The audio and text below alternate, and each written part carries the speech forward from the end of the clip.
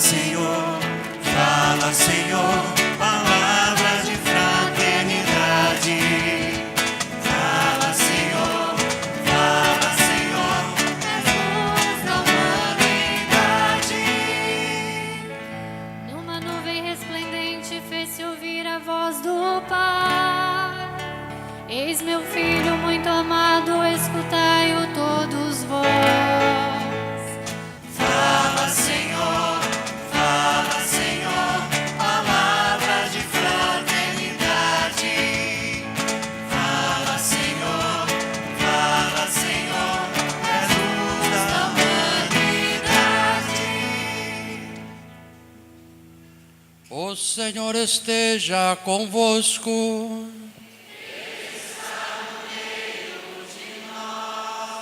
Proclamação do Evangelho de Jesus Cristo segundo Lucas. Glória a vós, Senhor. Naquele tempo, Jesus levou consigo Pedro, João e Tiago e subiu a montanha para rezar. Enquanto rezava, seu rosto mudou de aparência, sua roupa ficou muito branca e brilhante. Eis que dois homens estavam conversando com Jesus. Era Moisés e Elias. Eles apareceram vestidos de glória e conversavam sobre a morte de Jesus, que Jesus iria sofrer em Jerusalém. Pedro e os companheiros estavam com muito sono. Ao despertarem, viram a glória de Jesus e os dois homens que estavam com ele. E quando esses homens se iam afastando, Pedro disse a Jesus: Mestre, é bom estarmos aqui. Vamos fazer 3 tendas, uma para ti, outra para Moisés e outra para Elias. Pedro não sabia o que estava dizendo. Ele estava ainda falando quando apareceu uma nuvem que os cobriu com sua sombra. Os discípulos ficaram com medo ao entrarem dentro da nuvem. Da nuvem, porém, saiu uma voz que dizia: Este é o meu filho, o escolhido, escutai-o o que ele diz. Enquanto a voz ressoava, Jesus encontrou-se sozinho. Os discípulos ficaram calados e naqueles dias não contaram a ninguém nada do que tinha visto. Palavra da salvação.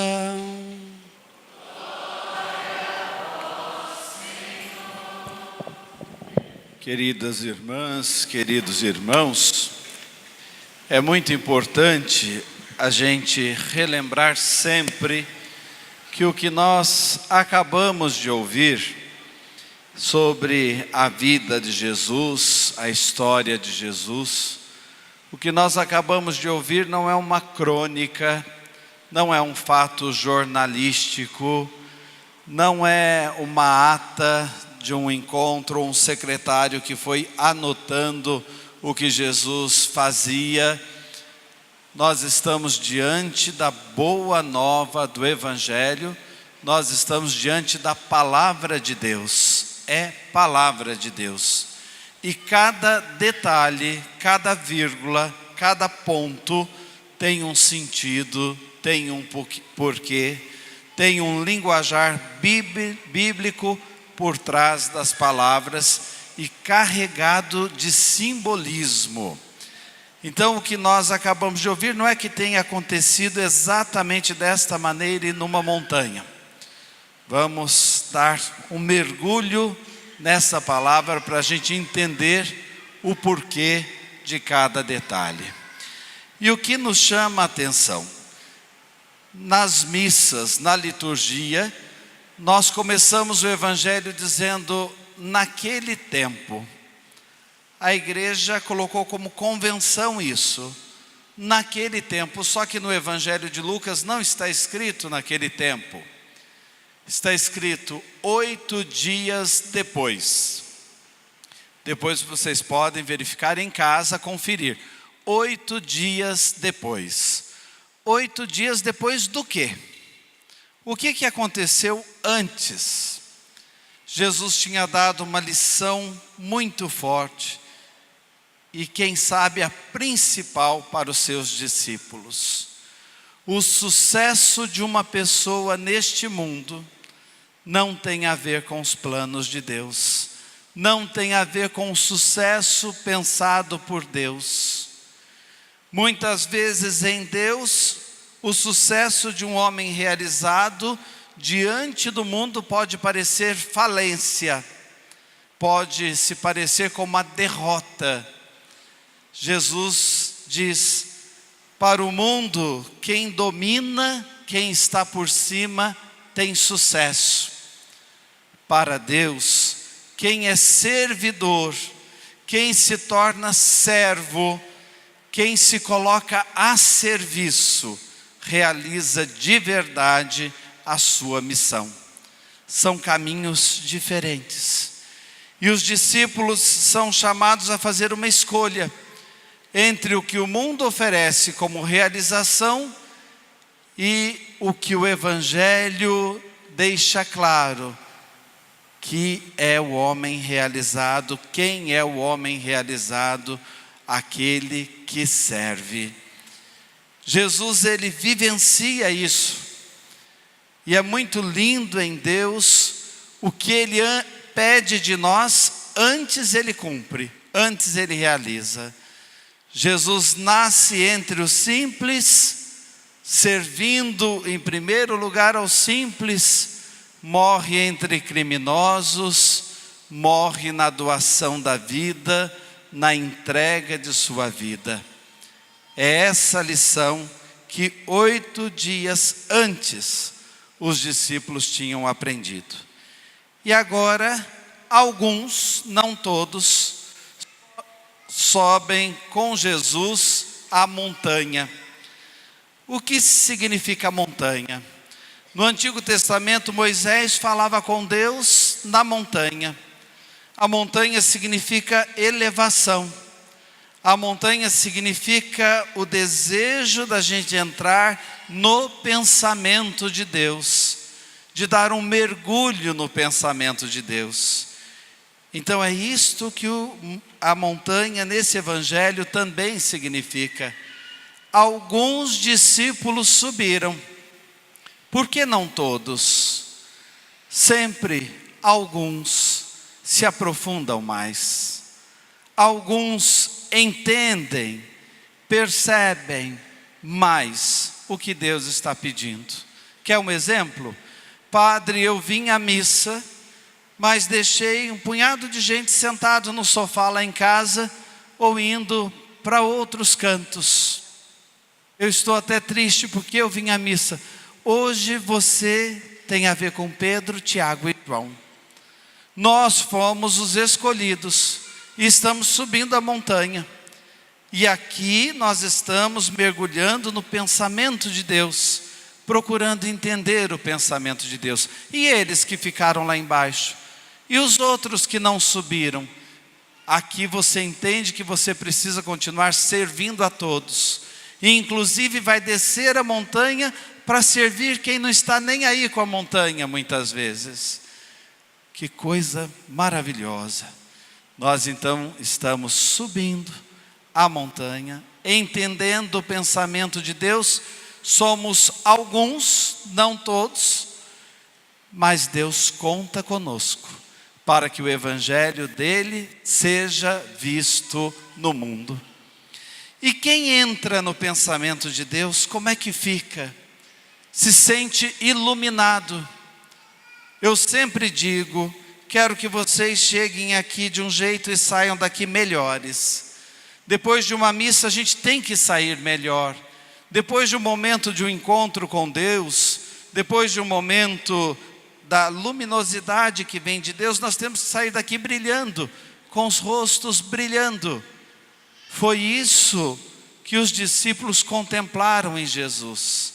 A luz de Deus era fulgurante no rosto de Jesus. A luz de Deus era fulgurante nas vestes de Jesus, porque ali eles estavam no pensamento de Deus, mergulhados na luz de Deus. E essa luz é vista pelo mundo. Quando nós fazemos essa experiência dessa luz na nossa vida, nós transbordamos esta luz para os outros. Querem um exemplo? Certa vez eu ouvi uma história que eu guardei para sempre e compartilho com vocês. Um senhor que se considerava ateu, se dizia ateu para todo mundo. Ele tinha o costume de passar férias na cidade de São Lourenço, no sul de Minas. Morava no Rio de Janeiro, ia para São Lourenço em todas as férias.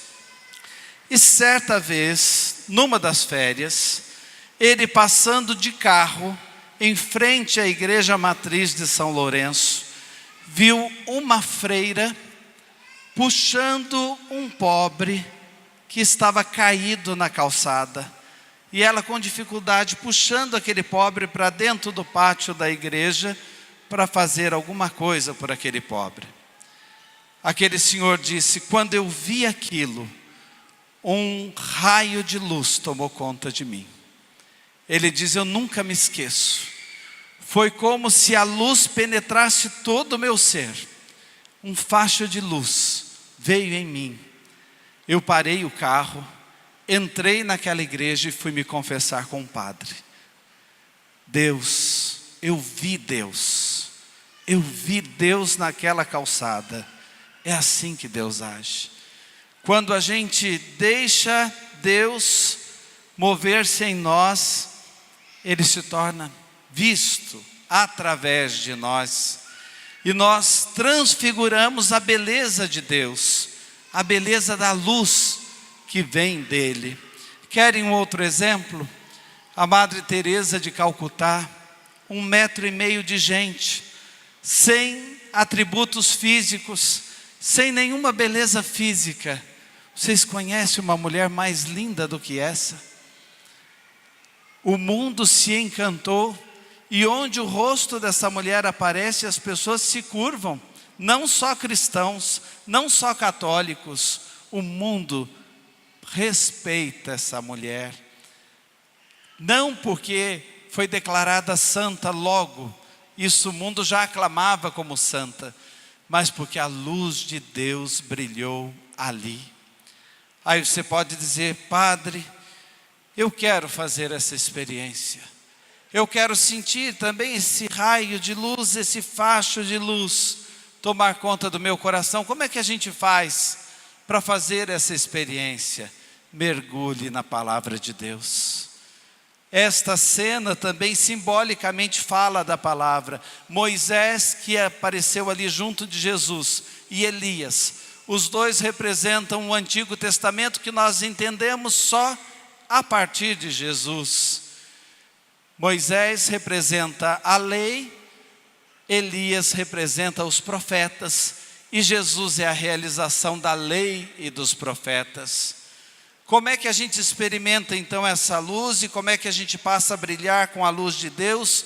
Mergulhando nesta palavra que é o Verbo encarnado, que é Jesus, palavra viva do Pai para nós. Mergulhando na palavra a partir de Jesus, para a gente entender melhor a palavra. Mas às vezes a gente não dá esse mergulho, não vai mais a fundo, e a gente corre o risco até de culpar Deus das coisas que não dão certo para nós. Quantas vezes eu já ouvi gente dizendo: eu acho que a minha oração não é ouvida, padre. O senhor reze por mim, porque o senhor está mais perto de Deus. Mais perto está a sua avó. Deus não tem mais distância de nós. Deus quebrou toda a distância. Ele está conosco, no meio de nós, em nós, pelo dom da nossa fé. Como nós somos injustos quando falamos isso: ah, Deus não me ouve, Deus não me escuta. Preste atenção, não é Deus que nos escuta, somos nós que dormimos enquanto Deus age. Os evangelistas dizem que os três, Pedro, Tiago e João, dormiram naquele momento, como depois eles vão dormir no momento da agonia, lá no Horto das Oliveiras, os mesmos que nos representam, portanto, simbolizam também os nossos sonos. Deus fala, Deus faz e a gente adormece. A primeira leitura da missa de hoje fala disso. Deus refez a aliança com Abraão. E no momento em que a aliança estava sendo cumprida, que um braseiro e uma tocha de fogo passaram entre os animais ali, cortados ao meio, Abraão dormia. A humanidade dorme, Deus faz. E às vezes a gente não enxerga, não percebe o que Deus está fazendo. E esse momento ali do Tabor foi tão forte, foi tão bonito, que Pedro exclama em nome dos outros: Senhor, é belo estarmos aqui. Em grego não está escrito é bom, está escrito é belo, que é mais que bom. É belo, Senhor, estarmos aqui. Armemos 3 tendas, uma para o Senhor, outra para Moisés, outra para Elias. Quem arma uma barraca, quem arma uma tenda, quer ficar ali. É como se a gente dissesse: façamos 3 casinhas, para a gente permanecer. Deus não quer ninguém parado. Padre, está tão bom a gente aqui na missa, está calor, mas a gente aguenta. Nós estamos rezando, estamos cantando. Olha, Padre, quando eu saio daqui tem tanta coisa difícil que me espera lá fora. Sabe aqueles que não subiram com você no Tabor, que não subiram a montanha? Eles precisam de você e você precisa descer a montanha por eles. Padre, mas o senhor não conhece o salafrário do meu marido, mas ele está na sua missão. Padre, o senhor não conhece a jararaca da minha mulher, ainda bem que o senhor não casou, mas ela está na sua missão. Padre, o senhor não imagina os meus filhos, criados, trabalho dobrado, mas eles estão na sua missão. Uma nuvem os encobriu. A nuvem é outra coisa que tem a ver com a linguagem simbólica das Sagradas Escrituras, é presença de Deus. Uma nuvem os encobriu, eles mergulharam em Deus, como nós aqui. Mergulhados em Deus, não para ficarmos aqui, para descermos a montanha. Eu disse agora há pouco, o que Deus pede de nós, antes Ele faz. Jesus vai descer o Tabor e vai subir o Calvário, outra montanha. Deus faz, Deus faz. Ele pede, mas antes Ele faz. Então vamos com coragem descer essa montanha para a nossa vida, para o nosso cotidiano, também para a vida da nossa comunidade, servindo, nos tornando servos por amor. E quem se torna servo por amor, serva por amor, mostra para o mundo a beleza de Deus. E eu termino com a carta aos Filipenses, quando São Paulo diz: nós somos cidadãos dos céus, não nos esqueçamos disto. Por isso a gente sobe a montanha. 8 dias antes ele tinha falado do serviço, 8 dias depois ele se transfigura. Sabe por que 8? Porque era um domingo. Nós estamos exatamente cumprindo aquele evangelho. Subimos aqui para deixar a luz de Deus brilhar em nós, para recordar as nossas almas, ao nosso ser. Nós somos cidadãos dos céus. E quando descermos a montanha, diz São Paulo, não se comportem como inimigos da cruz de Cristo, porque senão vamos afastar pessoas dele. Vamos mostrar ao mundo que nós somos amigos da cruz de Cristo, amigos do serviço, servidores com ele, que se fez o servo por amor, por excelência. E encerrando de verdade, qual o segredo para então a nossa semana dar certo, para a nossa vida seguir adiante, para a gente não ficar paralisado, imobilizado? Qual o segredo para a gente ter força? Descer a montanha e fazer a vida acontecer. O Pai dá o recado e revela o segredo. Este é o meu filho amado, escutai-o. Este é o meu filho, escutai-o. Você quer se realizar de verdade no mundo? Escutai-o. Escutem. Aquilo que ele diz é realização para nós. E o que significa escutar?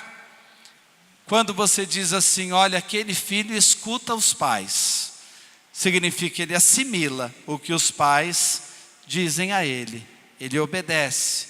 Quando você diz, nossa, eu falei tal coisa e a pessoa me escutou, quer dizer, ela cumpriu a sua palavra. Escutar é isso, assimilar. Assimilemos o Evangelho, escutemos a Jesus e a vida vai dar certo. Amém. Creio em Deus Pai,